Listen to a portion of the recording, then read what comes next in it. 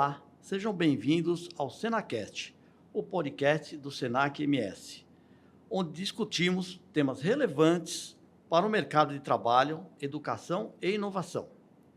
Eu sou Nilson Narese, consultor de inovação do Senac MS e estarei conduzindo essa conversa com vocês hoje.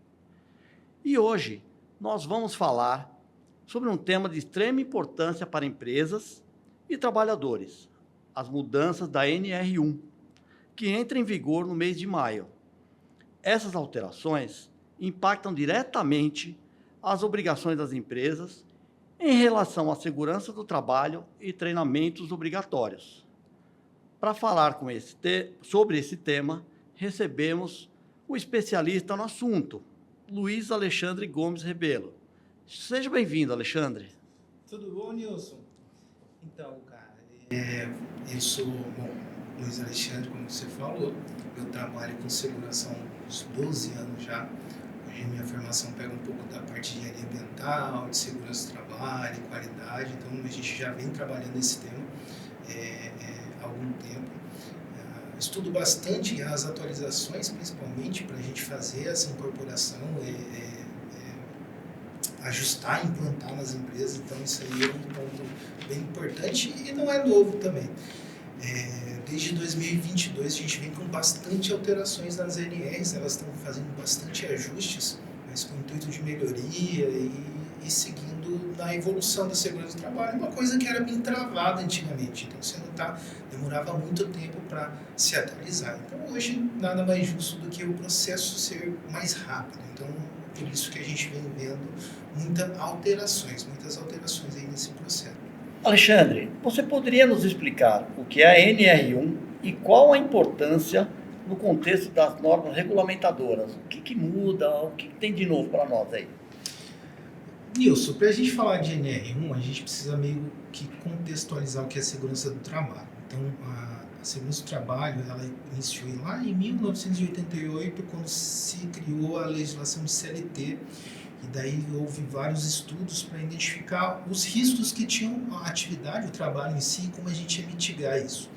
Então, diante disso, 6 meses depois criou-se uma portaria que regulamentou as normas regulamentadoras do trabalho, que hoje a gente chama elas de NR, no caso agora NR1.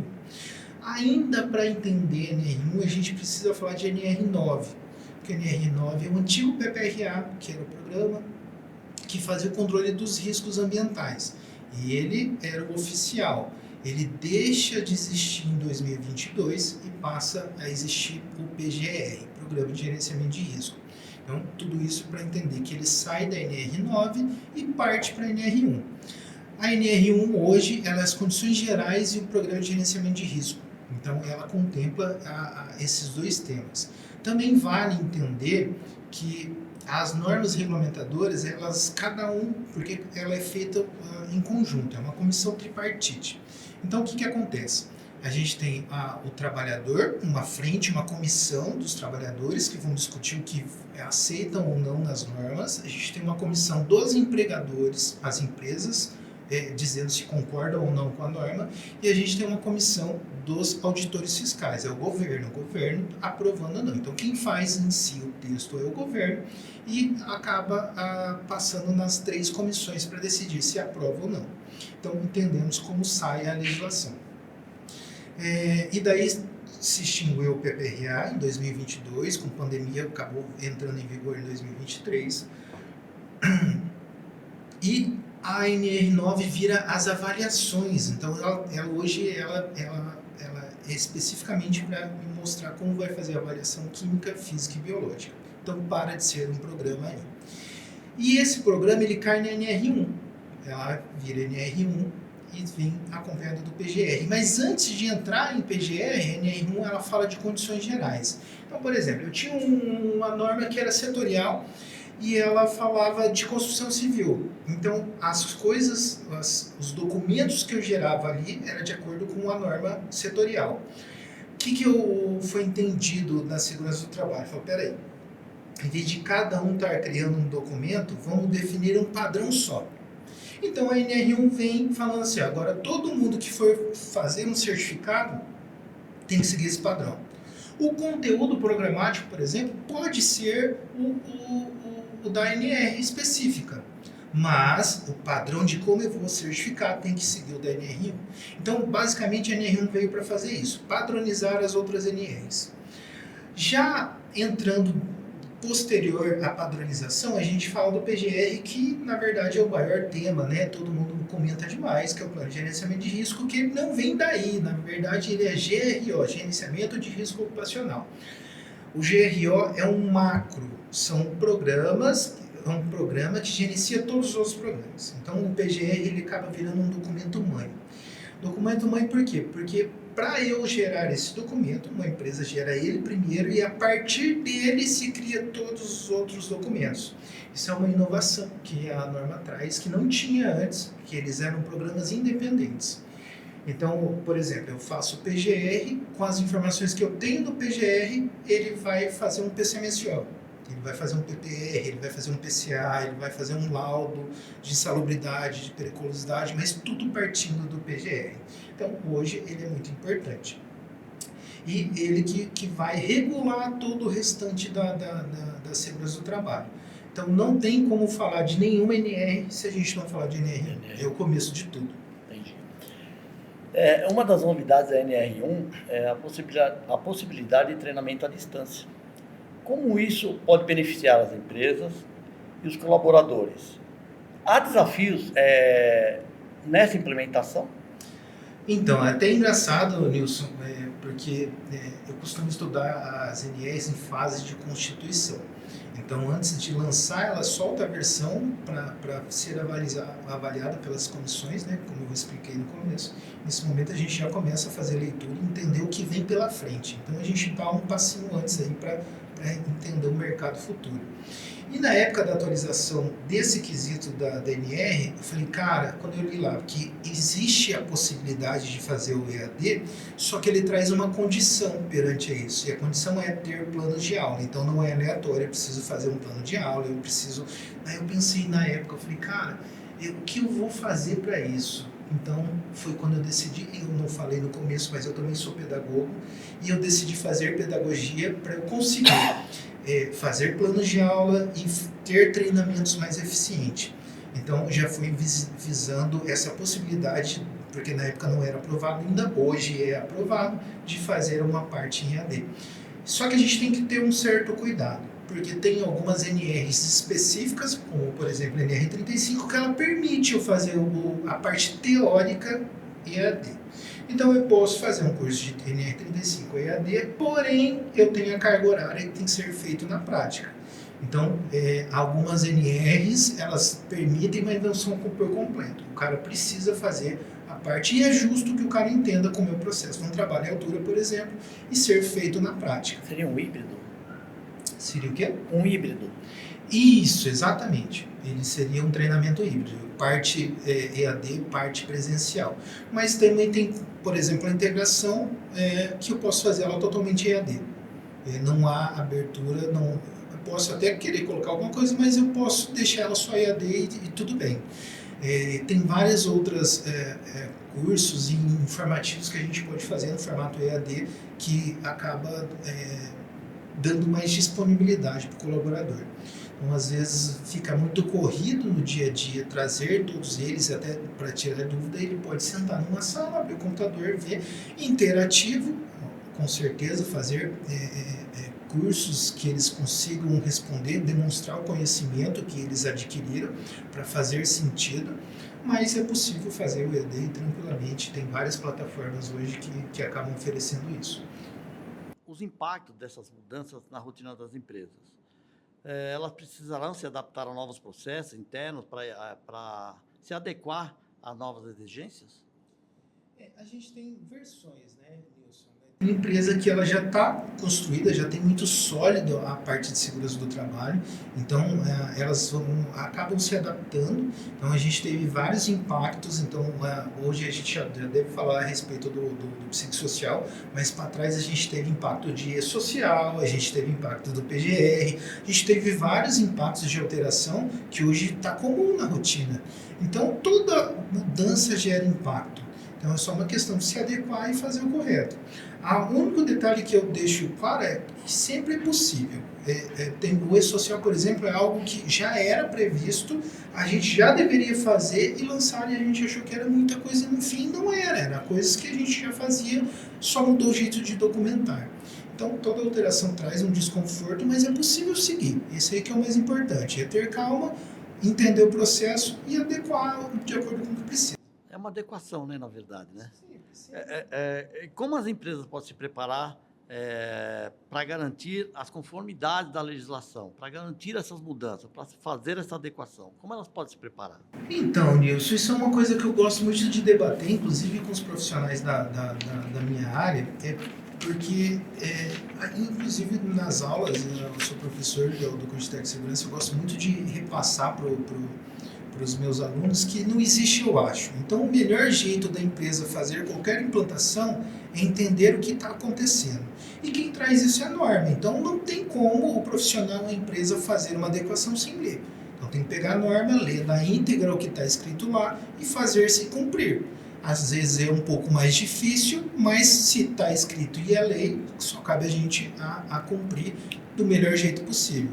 Então, tem empresas que optam por fazer um software que tem que ter um investimento e já está tudo pronto, e tem empresa que fala, cara, o que eu tenho é um Excel, vou fazer uma planilha aqui, tudo bem. E a legislação não define qual que é a ferramenta que eu vou utilizar, só fala que eu preciso ter alguns monitoramentos. Então a adequação pode vir desde o mais caro ao mais barato, vai depender do profissional que estiver tocando e o porte da empresa, até onde ela está disposta a fazer investimento.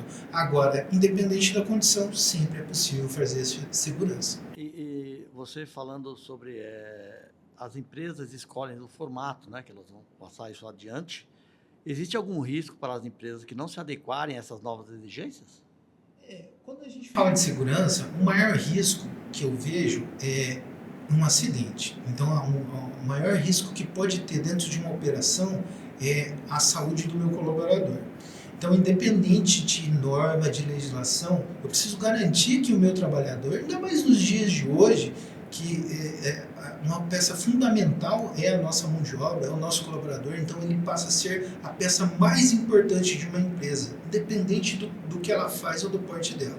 O colaborador sempre vai ser a peça mais importante. Então, o que eu te digo? Primeiro, eu vou garantir a segurança dele. Agora, vamos falar do restante dos impactos. Aí, quando eu não cumpro lei, eu estou tendo uma infração. Normalmente, é punido por notificações e multas, podendo chegar até um ataque, que é um termo de ajuste de conduta. Então, vai depender do tamanho do risco que essa empresa está proporcionando ao colaborador dela.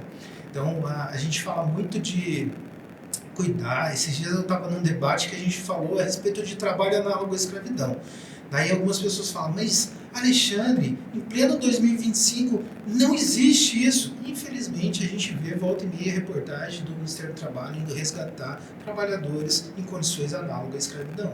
Então assim, infelizmente existe e o impacto disso é muito grande. Então o Ministério do Trabalho vai pesar a mãos toda vez que não for cumprida a legislação, e eu acho isso muito bom, porque vai trazer segurança e vai trazer qualidade de vida aos trabalhadores, é o que eles merecem, no mínimo, estar bem vivos e saudáveis. Aproveitando, eu ia te perguntar, assim, para os trabalhadores, essas mudanças trazem mais segurança e autonomia para os trabalhadores, porque até então nós estamos falando das empresas, mas para os trabalhadores traz mais segurança e autonomia? Aí a gente entra nessa atualização da NR1. A atualização da NR1, ela traz claramente a opinião do colaborador, coisa que não era previsto antes. Então, eu tenho alguns itens da NR1 que me obriga a saber a opinião do colaborador. Por exemplo, eu adotei o uso de um determinado EPI. Então, eu preciso saber do meu colaborador se esse EPI é eficaz na opinião dele, se ele utiliza, se é confortável para ele. Olha que coisa interessante. Nada melhor do que o colaborador me dizer se ele concorda com os riscos que eu levantei de estar no PGR. Por quê? É ele que executa. Então eu, como profissional da área, eu vou lá e eu estou avaliando. Então eu pego todas as percepções que eu tenho a respeito de um risco. Eu vou lá e coloco dentro do programa e vou monitorar aquilo. Hoje, o que a NR1 faz em relação a isso? Ela fala assim, não, peraí, Vem aqui, colaborador, você que está fazendo essa atividade. O que você acha? E a gente faz isso através de questionários. Então, são perguntas induzidas à atividade dele que ele vai me responder. Se ele concorda, se é seguro, se ele tem alguma sugestão de melhoria, se ele quer que melhore algo. E a gente documenta isso tudo através de checklists para saber a opinião dele. Esse funcionário que você cita, ele é a nível, desde o nível, desde diretoria até todos os cargos? Como é que funciona? Então, isso é uma coisa interessante que a gente vai discutir ainda, que é a questão, quando a gente fala de risco ocupacional, existe até uma confusão. Risco ocupacional é um risco que eu estou avaliando do cenário, do ambiente. Então, eu não estou avaliando o colaborador. O colaborador está sendo uma ferramenta para dizer se é eficiente ou não o meu levantamento de risco. Então, no fim, ele vai servir para qualquer área, desde o cara lá de baixo ao cara mais alto da empresa. Então, todos vão participar do processo para dizer se os riscos levantados naquele ambiente faz sentido para ele ou não. Então, todos, não todos da empresa, mas todos que estão no ambiente. Por exemplo, eu tenho um grupo homogêneo de exposição. Eu tenho 20 pessoas trabalhando nesse ambiente. Então, eu não vou entrevistar um a um. Eu vou selecionar alguns que consiga extrair a informação para validar o meu levantamento e vou aplicar o questionário neles. Gosto muito de colocar no plano de ação. O PGR é um programa que é feito por duas bases, inventário de risco e plano de ação. E eu gosto muito de colocar nos meus planos de ação o monitoramento disso. Então eu não vou fazer esse questionário uma vez única. Então vai passar, sei lá, 2 meses, a cada bimestre, eu vou reforçar se isso é real ou não. Daí eu pego outros colaboradores que estão no mesmo grupo e falo, agora me dê a sua opinião.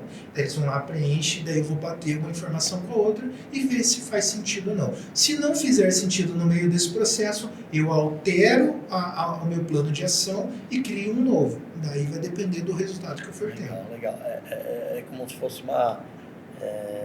você pega amostras, né, e você consegue saber, comparar, né? O que está tendo de diferente, né? É bem interessante, é um assunto interessante. A gente sabe que a NR1 está aí, né, para o mês de maio, né? Então as empresas provavelmente estão se adequando, vão se adequar, né, para essas alterações. Alexandre, queria aproveitar o momento. O que você acha que falta para os acidentes e mortes do trabalho deixa de ser uma realidade no Brasil? Porque a gente sabe que isso acontece muito ainda. O que você acha que tem que ser mudado de uma forma, num contexto geral? A segurança do trabalho, Wilson, desde quando eu comecei nessa área e até hoje, ela não muda a minha percepção. A resposta, se você me fizesse isso há 12 anos atrás, seria a mesma. Ela se chama cultura. O problema de qualquer acidente, e hoje a gente já nem usa mais o termo acidente, usa sinistro, porque a gente pode evitar. Acidente é quando não pode evitar. Sinistro, sempre a gente tem algo que pode ser feito para ser evitado. Então, o que eu digo que a gente pode fazer? Conscientização. É cultura. Não adianta, segurança do trabalho é cultura. Se você muda de região, aqui dentro do Brasil mesmo, de um estado para o outro, você vai notar como a cultura é diferente. Então, a gente tem regiões que são mais avançadas nesse tema e outras não. A gente tem dentro de uma mesma localidade, dentro da mesma cidade, empresas que são mais avançadas e outras não. No fim, todo dia cobrar, todo dia falar do mesmo assunto, até o colaborador entender que o começo de tudo é para ele. A norma não é para o empresário, a norma é feita para o trabalhador. E eu, na minha experiência, eu vejo diversas vezes acontecer o quê? A empresa cumpre a parte dela, vai lá, cria procedimento, faz avaliação, compra o EPI e no final desse processo a gente vai lá e entrega para o colaborador e ele só precisa seguir o que foi combinado. E acaba que não é feito. Mas eu não estou generalizando isso, eu não estou dizendo que isso acontece com todos. Estou dizendo que há algumas ocasiões nesse sentido, como também há algumas ocasiões que a empresa não fornece. Então, é um equilíbrio, a gente precisa mudar as duas partes, conscientizar as duas partes. Aí eu acredito num resultado muito melhor e efetivo. Legal. Alexandre, muito obrigado por compartilhar esse conhecimento conosco. Tenho certeza que essa conversa ajudará muitas empresas a se prepararem mais para as mudanças da NR1. E para quem deseja aprender mais sobre o tema, fiquem atentos às nossas redes sociais, ao site do Senac MS. Obviamente, o Alexandre está aqui, é um especialista, quero te agradecer novamente. Se você quiser fazer umas considerações, fica à vontade, Alexandre. Nisso, eu vou usar então 5 minutinhos para falar do tema mais apontado do ano, que também está envolvendo a NR1, que é os riscos psicossociais. Então, bem brevemente, só para a gente saber que isso está acontecendo, e agora em maio começa a passar. Então, a maior dúvida que as pessoas têm é um risco? Não, ele é um risco ergonômico. A gente tem 5 riscos que devem ser avaliados. São os físicos, os químicos, os biológicos, de acidentes e os ergonômicos. E os psicossociais entram nos ergonômicos. A NR17 fala a respeito de ergonomia. Então, só para todo mundo entender que a gente já tem parâmetros para criar. Não volto ao que eu falei no início, que não é nada no eu acho. A gente tem que usar metodologias que a própria norma traz. Eu sei que às vezes no começo muita coisa fica confusa, mas é porque é começo. Mas é possível. A gente tem ótimos profissionais aí que já estão trabalhando nisso, já vem desenvolvendo, a gente já tem a EP, a ET, na própria NR17 já prevê isso. Então é possível só ter calma e entender a legislação que a gente alcança o objetivo. É um tema novo, mas é um tema possível e um tema necessário para a gente garantir a segurança dos nossos colaboradores. E sim, o psicossocial é importante para o colaborador estar presente na empresa e a gente garantir uma mão de obra e o cara saudável ali o tempo todo. Agradeço você pelo convite e estou à disposição aí, o que você precisar de ajuda, a gente está junto. Tá certo. Muito obrigado, Alexandre. E para você que nos acompanhou até aqui, continue ligado no Senacast, o podcast do Senac MS. Até o próximo episódio.